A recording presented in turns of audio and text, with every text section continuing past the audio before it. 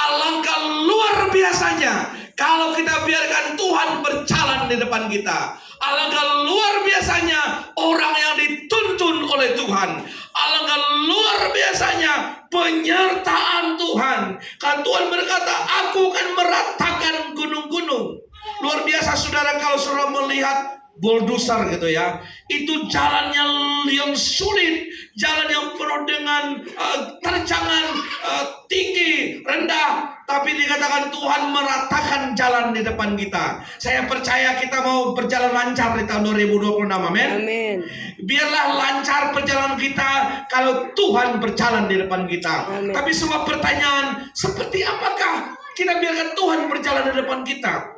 Berjalan di depan kita itu Tuhan, saudara. Biarkan kita ikut Tuhan tahun 2026. Biarkan firman itu menuntun kita. Maka kita mau 2026 lebih banyak yang baca firman Tuhan. Amin. Kalau firman Tuhan menuntun kita, maka jalan ke depan kita lebih aman. Amin. Kalau firman Tuhan berjalan di depan kita, maka kita ada kompas kehidupan. Ada petunjuk-petunjuk. Mana yang betul, mana yang salah, mana yang tidak benar.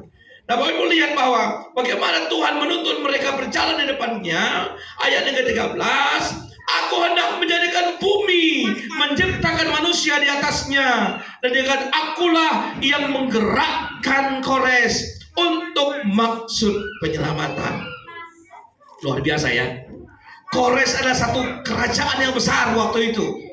Kerajaan yang powerful, yang berkuasa. Tapi Tuhan berkata, kalau Tuhan berjalan di depan kita, Kores bukan masalah. Kalau Tuhan berjalan di depan kita, penguasa dunia tidak ada masalah.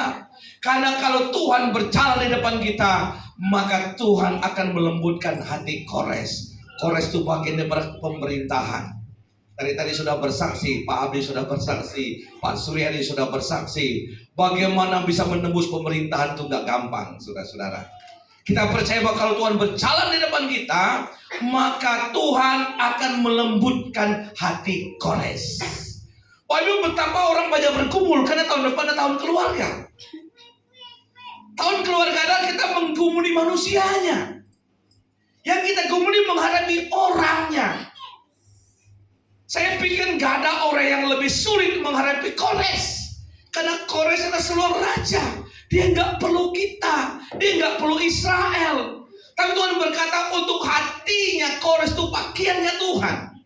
Sering kita dalam masalah, dalam pergumulan, kita mencoba mengambil pakaiannya kita. Maka bila kita mulai 2026, kalau ada pergumulan Tuhan, berjalanlah di depan saya.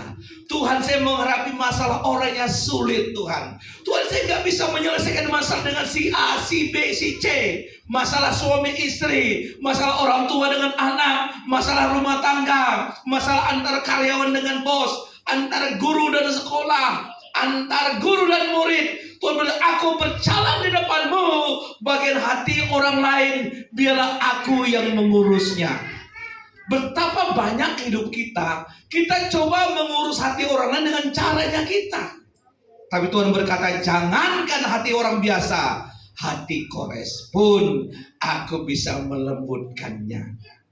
Tuhan, yang ketiga saudara, kalau Tuhan berjalan di depan kita, kita akan melihat pertolongan Tuhan free. Coba lihat yang ayat yang ke-13 tadi. Dialah yang akan membebaskan kotaku, yang akan melepaskan orang-orangku. Tidak ada yang dalam pembuangan, tanpa bayaran, tanpa suap, firman Tuhan semesta alam. Yang ketiga, kalau Tuhan berjalan depan kita, kita dipermudah. Saudara, kalau sekarang ya, kalau berurusan dengan orang lain, orang kadang-kadang pikir, oh mungkin kalau dikasih uang lancar, betul nggak? Saya pernah dengar saudara kemarin kesaksian di daerah, itu dosen itu sulit sekali katanya. Kalau nggak dikasih gini, nggak selesai skripsinya. Tiba-tiba kita berkata kalau Tuhan berjalan di depan kita, engkau nggak perlu sogok dia, nggak perlu bayar dia. Aku yang melembutkan hatinya. Sering kita berpikir hidup ini berat, tapi kalau biarkan Tuhan berjalan di depan kita, hidup kita menjadi lebih ringan. Amin. Betapa berat hidup kita kalau kita andalkan diri sendiri. Andalkan Tuhan yang terakhir. Nah, khotbah Pak Gembala gak panjang-panjang. yang terakhir, ayat ke-24 dan ayat 25. Sambil berkata keadilan dan kekuatan hanya ada di dalam firman Tuhan. Semua orang yang telah bangkit amarahnya terhadap dia akan datang kepadanya dengan mendapat malu. Ada orang yang marah-marah sama kita. Kalau ketemu sama dia aku hajar dia. Kalau ketemu sama dia aku ngomong sama dia. Kalau ngomong sama dia, kita bilang, orang yang sudah di belakang, keturunan kita jadi malu. Kalau Tuhan berjalan di depan kita, Tuhan katakan Tuhan akan mempermuliakan kita. Ayat yang ke-25.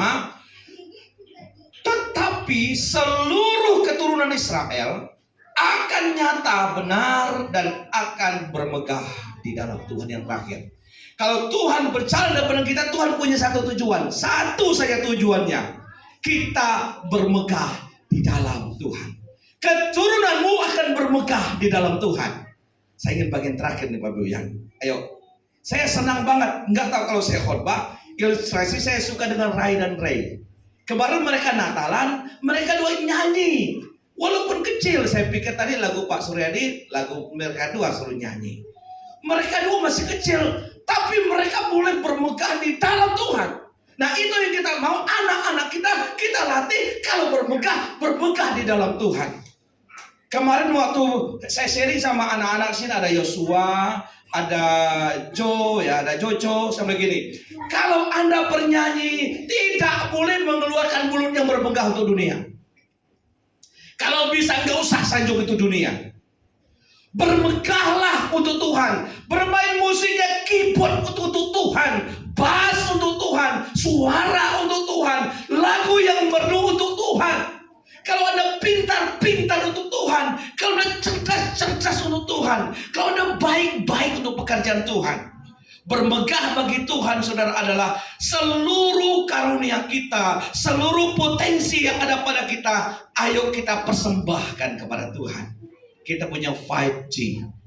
G yang pertama, gold. Beri yang terbaik untuk Tuhan di tahun 2026. Untuk yang terbaik itu, maka Bapak Ibu kita mau latih. Kita mau disiplinkan. Kita mau berdoa bersama. Kita mau sungguh-sungguh persiapkan. Betul-betul plan 2026. Gold yang terbaik untuk Tuhan. Glory. Segala yang ada bukan untuk kita, untuk kemuliaan bagi nama Tuhan. Glory to God. Yang ketiga, God center, God power, God grace, God gospel. Ya, segala itu pusat Tuhan saja. Yang keempat itu adalah grow. Ayo kita bertumbuh. Ayo kita mau dibentuk oleh Tuhan. Dan yang terakhir, grace. Kita diberikan anugerah kasih karunia. Ya, tadi Pak Abdi kalau mau bersaksi luar biasa.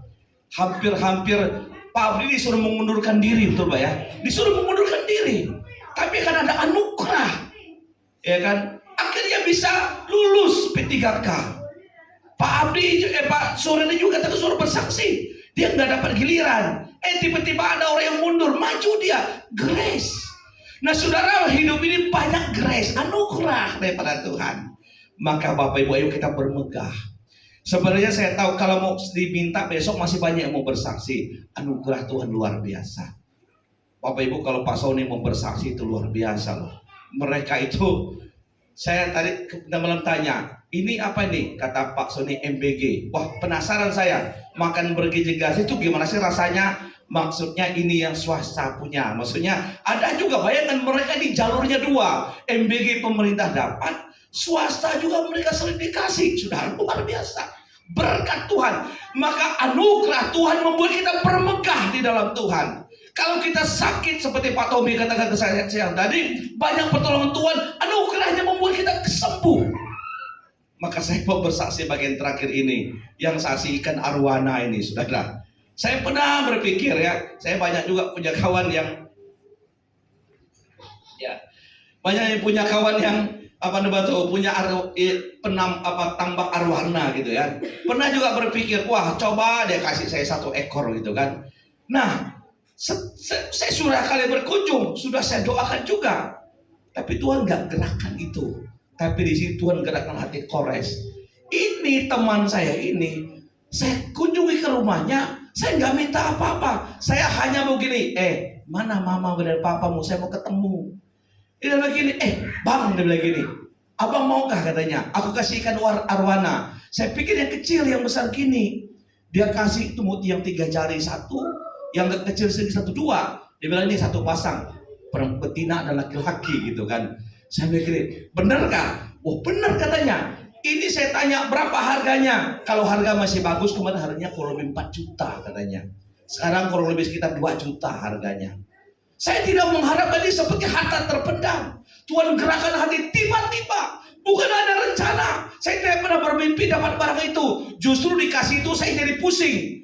Bagaimana cara kasih makannya? Bagaimana saya telepon? Bagaimana tempatnya? Sekian jam dia harus ada tempatnya. Saya nggak punya tempat di Pontianak. Tapi kami berdoa satu keluarga, Tuhan, ini namanya ikan kehidupan. Besok kita akan bagi minuman air hidup sama dengan buah apel. Nah kalau ibu nggak ke gereja nggak dapat buah apelnya. Ya besok ya. Buah apel itu lambang daripada darah Kristus, lambang daripada roti yang hidup ya. Tapi air kehidupan itu lambang daripada Yesuslah air hidup, firman yang hidup. Nah kami berdoa, akhirnya saya bingung-bingung, saya tanya beberapa teman, saya tanyalah AI Clara, seorang AI yang kadang sering saya telepon. Dia bilang gini, AI saya ini bingung nih, bagaimana ngurus barang ini. Terus dia bilang, ya bawa aja ke sini. Pak Gembala titip aja. Dia berkali-kali nawarin saya, Pak Gembala, Pak Pendeta, Bapak pelihara 1 ekor saja, nanti saya yang besarkannya. Tapi sudah berkali-kali saya nggak pernah kepikir. Saya tanya dia, yang ini mau nggak dipelihara? Bawa aja ke sini. Nah saudara, mudah-mudahan itu jadi harta karun terpendam gitu kan. Bisa melahirkan 30 ekor ya kan. Wah luar biasa gitu kan. Nah saudara dikasih oleh Tuhan, mari kita biarkan Tuhan berjalan di depan kita. Amin. Biarkan kita meratakan setiap jalan kita. Kita nggak pusing sebenarnya. Kalau Tuhan berjalan di depan kita, kores pun selesai. Kalau Tuhan berjalan di depan kita, Tuhan meratakan semua jalan kita. Makanya jangan berjalan sendiri. 2026 kita akan hadapi Tuhan berjalan di depan kita. Mari kita bersatu di dalam doa.